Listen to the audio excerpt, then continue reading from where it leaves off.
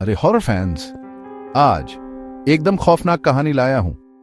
इसका नाम है पापियों का कब्रिस्तान। 1877 की बात है। एक घने रोमानियन जंगल में एक सीक्रेट मॉनेस्ट्री था, सेंट एगाथा। हर ईस्टर की रात कुछ अजीब होता था। पास के भेलन गांव से कोई एक गायब हो जाता था, बिना कोई निशान छोड़े। गांव वाले मॉनेस्ट्री से डरते थे। उनका मानना था कि वहां उन लोगों की आत्माएं रहती हैं जिन्होंने भगवान के नाम पर पाप किया था। अब मिलिए एलिना से, एक जर्नलिस्ट जो क्रिश्चियन हिस्ट्री और सुपरनैचुरल इवेंट्स पे रिसर्च करती है। उसे एक डायरी मिली जिसमें मॉनेस्ट्री का जिक्र था। जो मॉनेस्ट्री की आखिरी घंटी सुनते हैं उनकी आत्मा कभी पवित्र नहीं रहती, डायरी में लिखा था। एलिना को उत्सुकता हुई। उसने गांव वालों से पूछताछ की, लेकिन सब चुप रहे सिवाय एक बूढ़े पुजारी फादर मैरियन के। उसने कहा, वो मॉनेस्ट्री अब शैतान का है, वो पापों का हिसाब रखता है। हर नाम एक चीख के साथ दफन है। बेखौफ एलिना रात को मॉनेस्ट्री में घुस गई।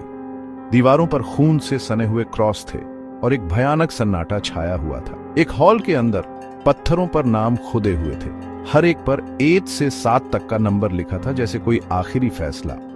अचानक एक तेज आवाज गूंजी, क्या तुम्हें अपने पापों का पता है? डर के मारे एलिना ने काले कपड़ों में एक लंबी आकृति देखी। आंखों से धुआं निकल रहा था। मैं हूं कन्फेसर, आत्माओं का जज।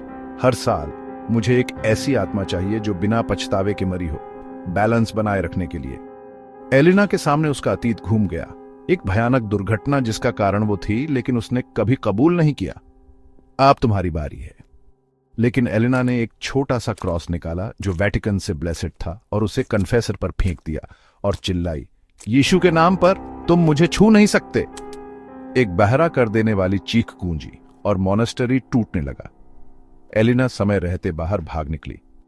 अगली सुबह मॉनेस्ट्री खंडहर में था, लेकिन एक पत्थर सही सलामत था जिस पर लिखा था एलिना 6।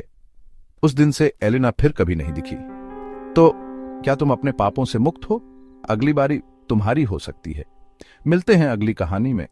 तब तक अपने पापों का हिसाब रखना और याद रखना, हर पाप का हिसाब होता है। अगली बार मिलते हैं एक और खौफनाक कहानी के साथ।